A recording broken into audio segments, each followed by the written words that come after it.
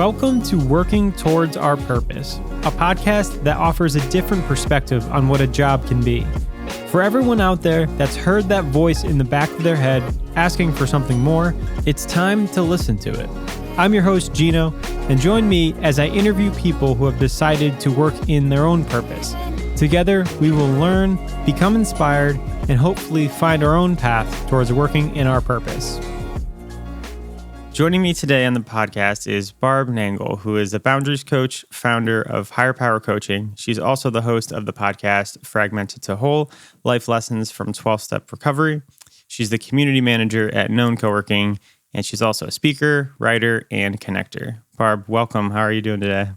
Thank you so much, Gino. I'm doing well. Spring is actually here, so I'm really excited about that. And I'm excited to have this conversation with you because we've talked a lot, but we've never had a lengthy conversation. Yes, we've known each other for, I think, a little over a year, but never had a one-to-one sit down like this. So I'm excited as well. So can you start by telling me a little bit about yourself, what you do, and that kind of thing? Sure. I think it's important for me to give a little bit of background.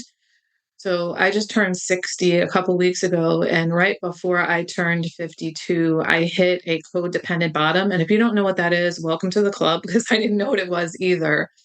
So codependency is, in its broadest terms, a person who's codependent is someone who really focuses on that which is outside themselves. So often we're looking to other people for validation, or we're completely focused on what other people are thinking or doing, and often rescue, fix, and save people. And I had invited a homeless friend that I met through church to stay at my home during a snowstorm one time, which I now know is not normal behavior. And he did. And then he stayed another time and another time. And then within a few weeks, he was practically living with me. I felt trapped in my own home. He was an addict and an alcoholic, probably also a narcissist. And I was talking to my therapist about him one day, and I stopped in mid-sentence and went, "Oh my God, do you think I need to go to Al-Anon?"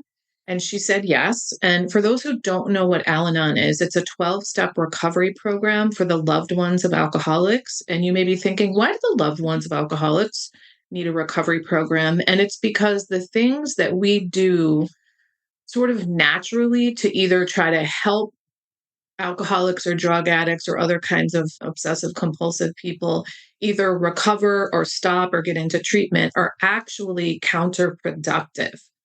So we need to be able to figure out what we're doing that is exacerbating the problem. And so I went home from that therapy session, and I don't know what I put into Google, but I was looking for Al-Anon and I came across this word codependent, and I was shocked because I started therapy when I was 15. I didn't go continuously, but that's almost 37 years of therapy. I read a gajillion self-help books. I'm a very introspective person. I have done all kinds of workshops and retreats, you name it. And I had never heard this word. And I was like, wait, how is this possible? So I started in recovery for codependence and very quickly got a sense of relief, I think partly from finding out there's this concept that it describes me, and partly from seeing there's a recovery program, there's other people like me, it's possible to get past this pattern of behavior. And I remember saying to somebody pretty quickly, I think I need to be reparented. But I thought I made that term up. I didn't know that was a thing. And then really soon after that, I was visiting a friend in Cape Cod who had been in Alcoholics Anonymous for a long time. And she had always just raved about how fantastic it was. And so I told her I'd been going to Codependence Anonymous, and she was like, "Oh, let's see if we can find a meeting for Coda here and we'll go." And she couldn't, but she found a meeting for ACA, which is an abbreviation for Adult Children of Alcoholics and Dysfunctional Families, sometimes called ACOA. And I don't identify as the child of an alcoholic. And I never really had heard the and dysfunctional families part of it. So I was like, I'll go for you. And I walk in and they say, we reparent ourselves. And I was like, what? And then they read the 14 traits of an adult child, which is affectionately called the laundry list. And I was hooked. And I bought the literature. I came home to New Haven, Connecticut, started going to meetings for that too. And I have been deeply and profoundly changed by the process of 12-step recovery. So the way I like to describe it is all those other self-help things that I did and all the therapy sort of scratched the surface of the iceberg for me, whereas recovery melted the iceberg. So I've been able to change deeply entrenched decades long patterns of behavior, some of which I didn't even know were dysfunctional or that I had, even being a very introspective person. And so, through a series of serendipitous events, I got laid off from Yale University and found my way into the world of entrepreneurship, startups, and innovation in New Haven and at Yale, and started my own coaching and consulting business, as you mentioned, higher power coaching and consulting, and then started my podcast. And because recovery was so important and such a game changer for me, I felt the need to get the wisdom of recovery out into the world because I've been trying my whole life. And I got into recovery and I'm like, well, there's this deep well of wisdom and tools and tricks and mindset shifts in recovery that needs to make its way out to the world. So I started my podcast and eventually I decided as a life coach to hone in on becoming a boundaries coach because one, you need a niche as a life coach. Life coach is pretty generalized and there's so many different areas of life. Two, every client I worked with really needed help with boundaries. Three, boundaries as a codependent are really the antidote to codependence. And they were such an important part of my recovery. And because of my lived experience of not having them and then having them, I can articulate like the emotional experience of what it's like to not have them and have them and the journey for how to form them and eventually created a curriculum to really teach people and accelerate their boundary building process because I learned to build boundaries in this sort of meandering catch as catch can way through recovery over probably like a 2 to 3 year period of time. And I have figured out like what were the specific things that I did and created a curriculum around that. And now I have coaching programs and I do speaking and all that sort of thing. And then the way that Gino and I know each other is through known coworking, where I'm a community manager. And that has to do with my, finding my way into the world of entrepreneurship. And by nature, I am a connector. And so that's what I do there. I would say coaching and connecting people and carrying the message of recovery are three things that are just the essence of who I am. So that's my probably about as abbreviated version of the background that I could give you. Well, thank you for sharing all that. I did want to ask you a little bit more about like coaching and how you got into coaching. So you said you were a life coach first, and then you kind of pivoted into a boundaries coach. How did you start out as a life coach? And to me, it seems like being a coach, and I'm kind of even trying to become almost that in podcasting. And how do you get started in like coaching people, especially when you don't have any clients at first? Yeah, so this is a really interesting story. I have to give you a little bit more background too. So, what got me into the world of entrepreneurship is when I got laid off from Yale, one of my colleagues had just gotten a grant called Innovation to Impact, which is funded by NIDA, the National Institute on Drug Abuse. And it was to teach entrepreneurship to substance use researchers to get their ventures to market much more quickly. And I had actually given her some input when writing the grant. And then the day before I got laid off, she and I had lunch. And she said, every time that I've gone somewhere as a grad student, I've hopped onto a project that's already running and I've never started something from the ground up. And I had. So she said, I'd really like your input. Can I do this with the positions we've written into the grant? And I looked at it and I said, if you can get people who can hit the ground running, absolutely. But if you have to train people up that don't know what they're doing, no. And I decided that I would volunteer 4 hours a week for her. And that is what got me into the world of entrepreneurship. And I volunteered at the Yale Entrepreneurial Bazaar to staff a table for that project. And I met Oni Obiocha, who is now the executive director of CT Next. But at the time, he was director of innovation at the Dwight Hall at Yale, which is the student-run Center for Social Justice at Yale. And I was like, wait, that's amazing that Dwight Hall has a director of innovation, but why does that happen? And I didn't know this, but he was also a mentor in residence at Sci City, which is the Center for Innovative Thinking at Yale, which used to be called the Yale Entrepreneurial Institute. I started volunteering for him too. So this also got me into the world of entrepreneurship.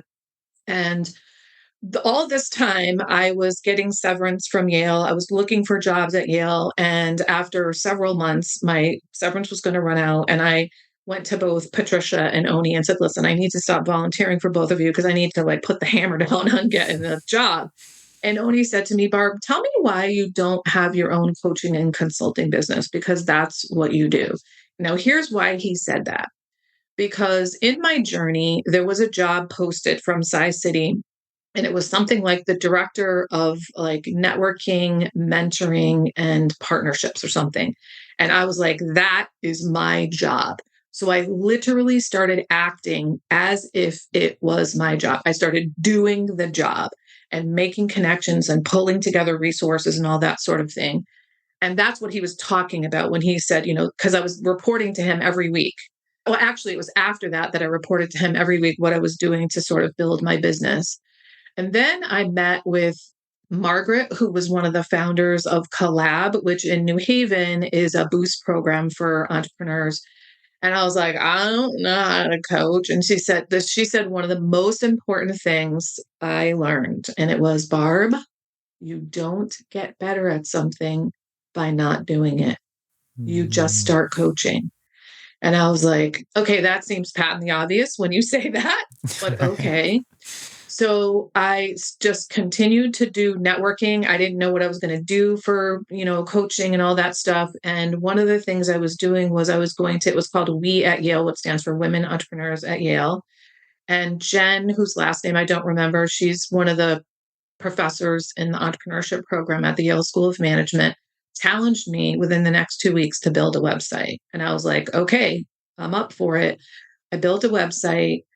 And then I ended up going on a 6-week solo road trip, and I did a blog and I posted it on my website and I shared it with people. And that's how I got my first client. It was somebody that I was in recovery with. And she said, I hear that you are a coach and I'd like to be coached by you. And I was like, oh my God, this is amazing.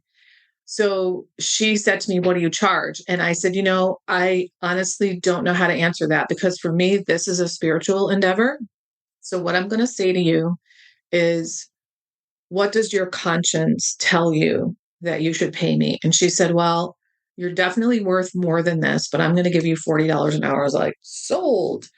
And not long after, she said to me, this is helping me so much, I'm going to increase it to $50 an hour. And then I had a young person in the community that I had coffee with pretty regularly. And she was sort of picking my brain. And she finally said, I'm realizing that I know you're a coach and I should pay you. And I'm really making a very low amount of money, but I can pay you $100 a month. And I feel like it's not only helping you and giving you what you deserve more, but it's making me realize I deserve to put money towards my personal growth and my mental health and all that stuff. And then I started talking with people. And one woman who had her own business that had nothing to do with coaching said, I think you should charge $85 an hour. And I was like, okay. So my next client, which now I don't remember, that came from my podcast, which I was shocked. And I charged her $85 an hour. And then my next client, I was like, I need it to be $100 an hour. And then it was $150. And eventually I created coaching programs. I mostly have people sign up for like either a group program, or my private coaching program is a 12-week program and that sort of thing. So that's how I got started coaching. Now, in terms of becoming a boundaries coach, what I was doing in the beginning was, I thought, because my people were people in recovery and people in entrepreneurship, that I wanted to coach people who were entrepreneurs in recovery. And then I realized entrepreneurs often want like a business coach. That's not what I am. And sometimes they don't want people to know they're in recovery. So I was like, I don't know what I'm going to do, but I honed it in on boundaries. And it started because I wanted to do a webinar, and I knew like I can do a webinar on boundaries like easily. And just a little tiny bit of backstory is like, I learned how to form boundaries through recovery. And after I had a pretty solid handle on how to have healthy boundaries and how to set them and what to do when people push back, I started reading about boundaries. And I got a retroactive understanding of, oh, this is what I did. This was the concept and this is the skill and all that kind of stuff. But all the books I was reading were a bunch of words. And I guess I'm a pretty visual person. So I started like drawing like depiction of what that would look like visually with a boundary. And those drawings turned into handouts, which eventually turned into a workbook, which turned into the backbone of my boundaries coaching program. And then around that, I built a curriculum which is composed of articles that I've written and podcasts that I have. So, one of the things that those of us who are content creators talk about is the way to maximize your effort and time is to repurpose your content. So I repurposed some of my podcast episodes into articles. That meant I fleshed them out in much more detail. And then I also repurpose the podcast as part of my curriculum. And then I take some of the worksheets and the concepts from the curriculum and turn them into podcasts. And there's like this circular thing going on there. Hmm. So that's the story of how I became a boundaries coach. Hmm. I think it's very interesting because you are a solopreneur for the most part, right? Mhm, mhm. So how do you because it seems like you're always creating content, like you said, whether it's the podcast or Instagram or, I found out that you have a community, and like, how do you manage all of it, and how do you devote enough time to put to each thing? Yeah, so I ask for help and I hire people to help me. So before having healthy boundaries, I was incapable of asking for help. And now I'm like, oh my God, help is awesome. So I have a virtual assistant. I create the vast majority of my social media posts, though I have at times hired professionals to create a bank of things for me. And I still use some of those things and I use some of those as inspiration.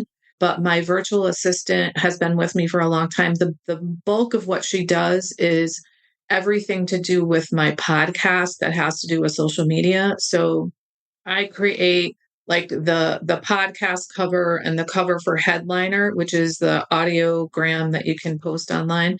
And then she takes the quotes that my podcast manager pulls out from each episode, creates a graphic for that, and then she sets all that stuff up in later.com. That's the scheduling program that I use for my social media. And then she also takes my newsletter that I create and send out via MailChimp and turns it into a blog post on my website and then posts it on Facebook and LinkedIn for me. And now, what she's doing right now, another thing I just had her do is she's taking articles that I wrote and posted on medium.com and we're turning them into blog posts on my website, which I've wanted to do forever. And it's just like the time is just right for that. I've had her do so many other things for me. I work with Chantel Garcia of Innovative Consulting and Services, who I met through known co-working. She is my CFO for hire. I think of her as my financial thought partner. So her firm takes care of my bookkeeping and accounting. I work with Rick Callahan of Creative, which is a branding and marketing agency. Also, I didn't actually meet him from known. I met him because he was the entrepreneur in residence at the library, but I really got to know him through known because I invited him when we started known. I was like, that guy needs to come here and needs to check this place out. And then I really got to know him. And in fact, I saw him do a workshop with somebody to help them take the 50 million things they were doing and figure out how do I pull that into a brand. And I was like, that's the guy that I need to work with. I have hired a variety of coaches for other things. I also am very good at time management. I block my time and I work using the Pomodoro technique where you work in a 25-minute chunk of time and then you take a break for 5 minutes. And as a recovering multitasker and someone who has attention issues, I don't have attention deficit disorder, but I've learned how to be super focused in those 25-minute chunks of time. And it's like really freeing for me. And so I'm super productive. So it's about like delegating. I try to do the things that are within my zone of genius and delegate, especially repetitive tasks to other people. And then I think just like therapists need therapists, coaches need coaches. And Mm. I need coaches because they know things I don't, but I also need accountability. I'm really good at self accountability, but there's nothing like having, someone that you meet with weekly and having tasks and wanting to make sure that you get them done.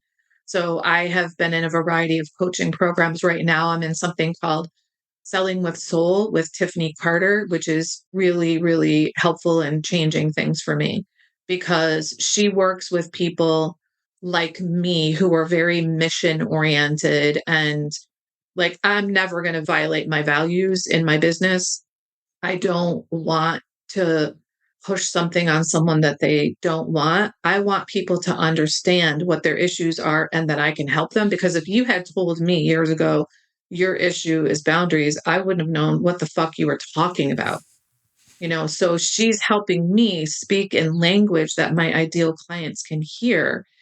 And it's my job to let people know there's a solution to your issue, the pain that you're going through, the anxiety, the fear, the guilt, the shame. Like all of that can be cleaned up with boundaries. And here's the thing about boundaries, Gino. They permeate every single area of your life. So it kind of doesn't matter what your issue is. I can probably help you as a boundaries coach.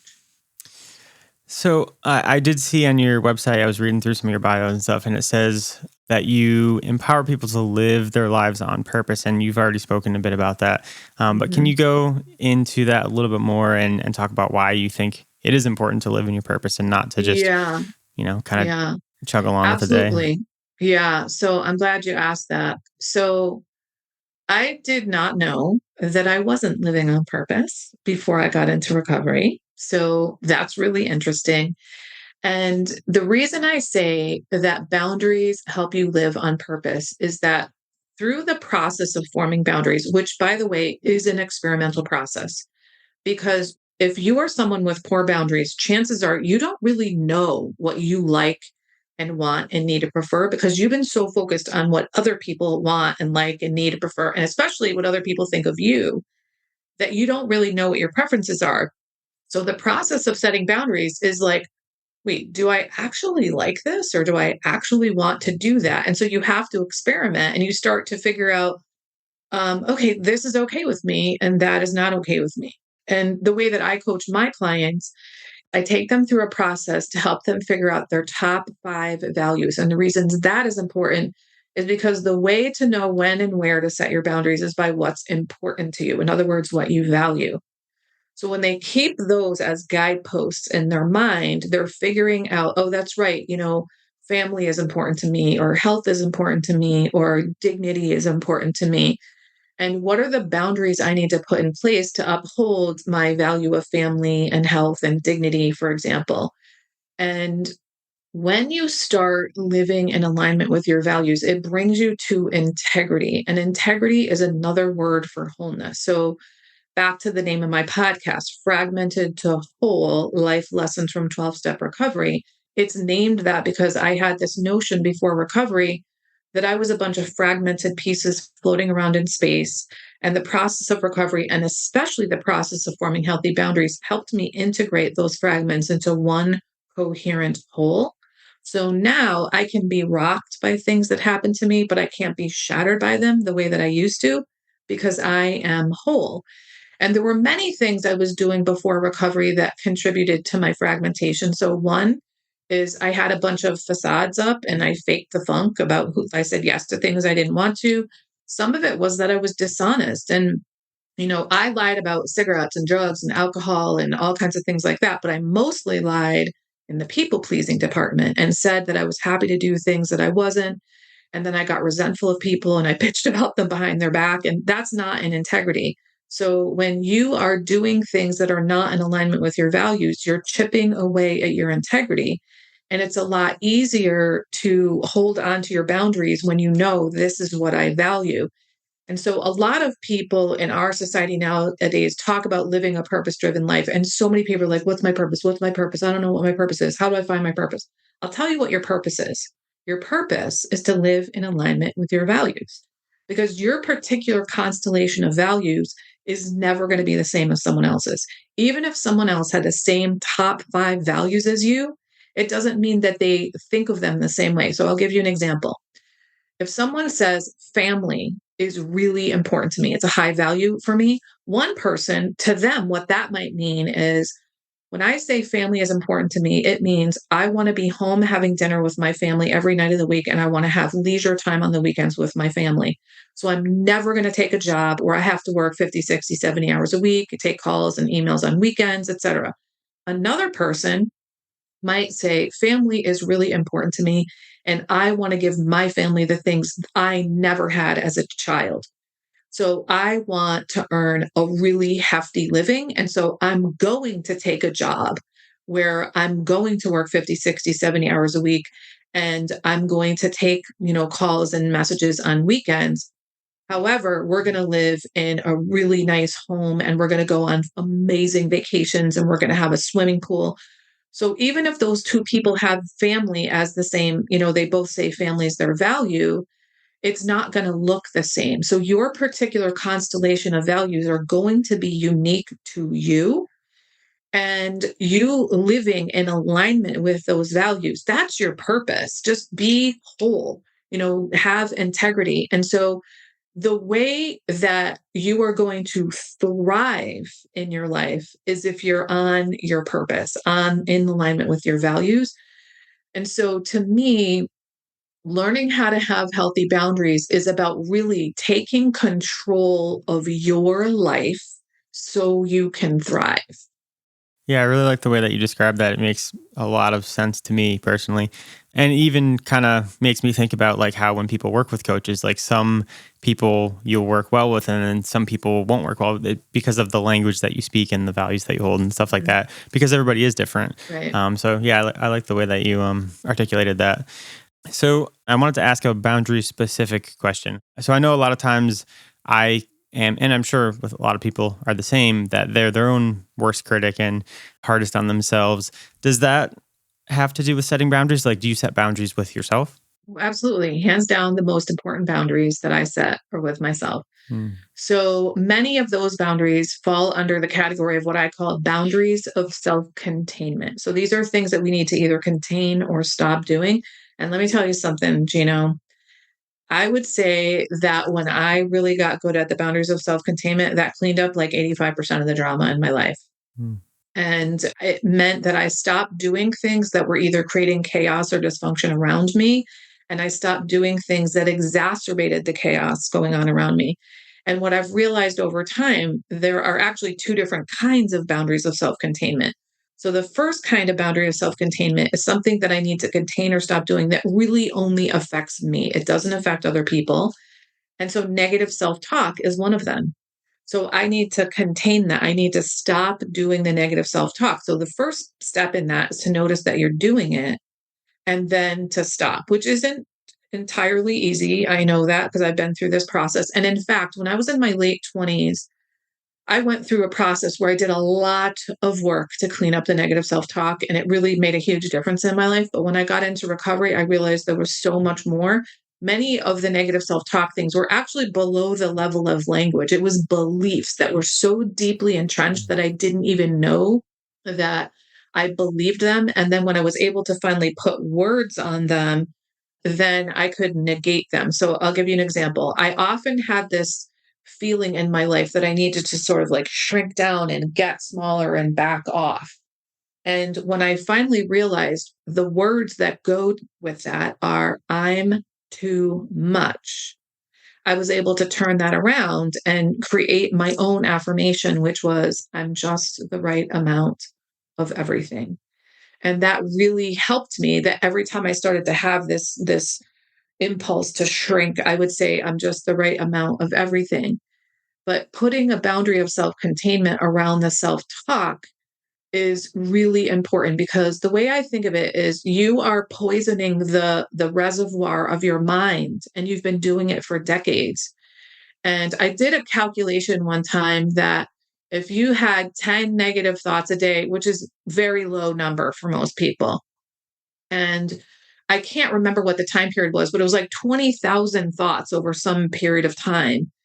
And it's like you're dropping poison into the reservoir of your mind every single day. And that if you stop it, that will purify the reservoir of your mind, but it'll take a while. But if you put medicine in, it will purify it much more quickly. And the medicine is affirmations. And what's interesting is if you beat yourself up for 20 years with poison 10 times a day, it's not going to take you anywhere near that amount of time with the medicine to turn it around.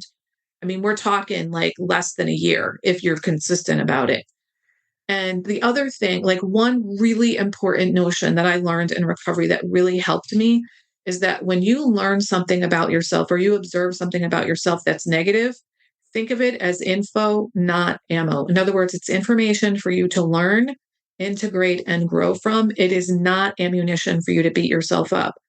And even though I've always been the eternal optimist, a very positive, motivational person, I realized in recovery, it was almost like I was always scanning the horizon for reasons to beat the crap out of myself. So I was like, oh, this is info, not ammo. So that info, not ammo combined with stopping the negative self talk, really, really powerful. So that's one example of a boundary of self containment that only affects you. But then there are boundaries of self containment that affect you and other people. And I'm going to tell you one of my worst ones, which I was shocked to learn this, which was that I gossiped. So I did not know that me bitching about my boss of 19 years behind her back was gossip, which is hilarious because that's sort of the definition of gossip. But, I mentioned I'm in ACA, and what happened for me was I grew up in a dysfunctional family where we engaged in indirect communication. So we didn't talk to the person we had difficulty with, we talked to everybody around them.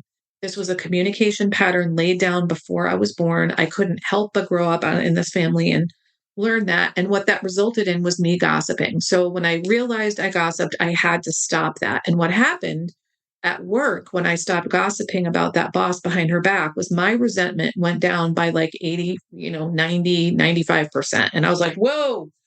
So it's not that she wasn't doing anything, but I was magnifying the difficulty so much. And what happened was because I was there for so long and I had seniority over so many people that I essentially created a culture of expectation that we talk about problems, we don't address them. We talk about her, we don't go to her and say, hey, this isn't really working for us. We need to talk as a team about what we can do to adjust. No, we didn't do that. And so when I stopped my part, it had a dramatic effect on the team and the culture of the organization. So as you can see, when I institute that boundary of self containment, it doesn't just affect me, it affects all the people around me. So I would say, and I think that, those were hands down the most important boundaries that I learned to institute was boundaries of self containment. What most people think about when they think about boundaries, they think about boundaries of self-protection, which are the things we need to protect ourselves from. And I'm here to tell you, people, if you have poor boundaries, you're probably pretty clear people are walking all over me. But what you probably are unaware of is you are probably walking all over other people through like things like gossiping and giving unsolicited advice and that sort of thing. Thank you for explaining that. I definitely resonated with some of the stuff that you were talking about as far as doing things that you don't even realize that you're doing that are detrimental to yourself and making things worse than they really are. Can you also talk to the recovery programs that you were in a little bit more? Because I think, at least for myself, if I think of recovery, I more so think of like Alcoholics Anonymous, or problems with drugs. But there are programs for the things that we're talking about, right? And how do you go about finding or being aware of these sorts of groups? So I want to start with Alcoholics Anonymous, which was the first 12-step recovery program founded in 1939. And then all of the other groups have sort of come from that. They all use the same 12 steps, but the way they go about them is different. So Codependence Anonymous, which is the group that I started in, is really for people who, like me, are codependent and super focused on other people. Often they're people who are loved ones of alcoholics and other kinds of addicts, whether it's a drug addict, a gambling addict, a food addict, a sex and love addict, a technology addict, whatever that is. So what we talk about in recovery is there are actually physical addictions and process addiction. So a process addiction would be like sex and love addicts anonymous or codependence, where it's almost like we're addicted to people And then the ACA program that I am in is a 12-step recovery program that's also a trauma recovery program where we reparent ourselves. So the idea there is that when we grow up in dysfunction, it results in what's called relational trauma. So most people, when they think of trauma, they think of what we call big T trauma. So you were in a car accident, you were in a hurricane, you got raped, that sort of thing. Relational trauma is sometimes referred to as small T trauma. And that is, it's sort of like the continual drip, drip, drip of emotional invalidation. That was the case for me. And gaslighting. So I grew up in a family where like feelings were not really a thing. Like it was like, you're not like, don't feel that, and feelings are energy that is naturally created in our body. And what happens as little people is we learn to stuff that and it's like trapped in our body and it results in trauma. And a phrase that I learned in yoga for 12-step recovery is the issues are in our tissues. So many times people that are in recovery for trauma need to do some kind of somatic healing to release that energy from their bodies. But what happens in ACA is we both use the 12 steps of recovery and we reparent ourselves. And reparenting yourself can mean a wide variety of things. So it can mean as simply as I am now being good and kind to myself. And it can be as complex as you cultivate this entire cast of characters internally, an inner loving parent, an inner critical parent, an inner child, an inner teenager, maybe multiple inner children. And then those characters go about the process of reparenting you and giving you the things that you didn't get as a child. And it is astonishing to me the changes that can happen. And I will say that for the bulk of my time in recovery, I've mostly done the part where I'm just good and kind to myself. But in the last year and a half, and especially the last handful of months, I have really been actively working on reparenting myself and really working with this cast of characters and getting familiarized with this inner teenager. Like I was aware I had an inner child, but that was as far as it went. And I've done a lot of work to kind of flesh that out. And I am astonished at the level of healing I'm experiencing. I feel like my DNA is changing. I think that is really, that reparenting is really important, but the 12 steps is also really important in ACA because the step that if most people have heard of recovery, the step that most people have heard about is step 4, where we take a searching and fearless moral inventory of our lives. In most programs, what that means is you look at all the shitty things that you've been doing and you clean that up. You stop doing it. And if necessary, you make amends to the people and places that you've done those things. And in ACA, we take a look at our environment and what happened to us. Like in AA, for example, the mother program, you're not allowed to look at other people, your environment, or what happened. You're only allowed to look at yourself and what you did because that's all you have control over. In ACA, we say, well, I'm a product of my environment. I must look at the family system. We do a genogram of our family and say, like, where was the alcoholism? Where was the codependence? Where was the cheating and the lying and the gambling and all that stuff. And we see that family dysfunction is intergenerational and it's passed down.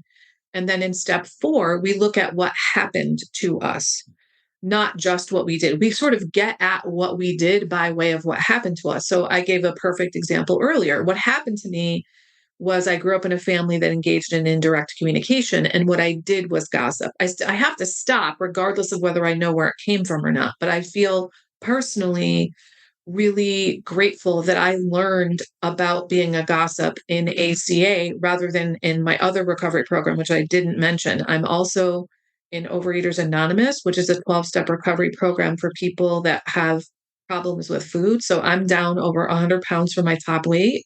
Next week actually is my 8-year anniversary in ACA and my 7-year anniversary of being what we call abstinent in Overeaters Anonymous. And I've been at my goal weight for over 5 years. And so I think if I had learned that I was a gossip when I did the 12 steps in OA, I would have been completely riddled with guilt and shame, like, oh my God, I'm a horrible person. But because I learned it in ACA, I learned this came from somewhere. it takes the sting away of like, I'm not a crappy person. I'm a product of my environment. I still have to change it. But, that's the gist of that. I would say, I think I've heard there's something like over 200 12-step programs, but like the one that is the most prolific is Alcoholics Anonymous. There's also No Products Anonymous, Al-Anon, CODA, Overeaters Anonymous, Sex and Love Addicts Anonymous. There are several ones for eating in addition to Overeaters Anonymous. There's an internet and technology Addicts Anonymous, which is relatively new. There's Debtors Anonymous, Gamblers Anonymous, a whole bunch more. So I think, if you feel like you have an addiction, a compulsion, or an obsession, just Google that and 12-step recovery. And, maybe there's a fellowship for you. And now that we're post-pandemic world where everybody meets on Zoom, even if there's not a meeting in your physical geographical area, you can hop on a Zoom call with people who are just like you and find out not only are you not alone, but there's a solution and a recovery program. There's other people just like you. Like I remember my first Overeaters Anonymous meeting, I went with a friend and I thought I was going to a regular weekly OA support meeting, but it was a workshop. And the first speaker said, I'm down over 185 pounds for over 30 years. And I was like, I'm listening because I'd never heard anything like that. And then he proceeded to do a presentation on the cycle of addiction as it applies to food. And I went, oh my God, I'm a compulsive overeater. I didn't even know that was a thing, never mind that I was it. And then when I started being in the room with people and hearing like the way that they think about and behave with food and the games they play in their heads about food, like I do that. I had no idea that I wasn't alone. And to hear people talking out loud about things that I would never have told other people, and then we laugh about it, is just incredible.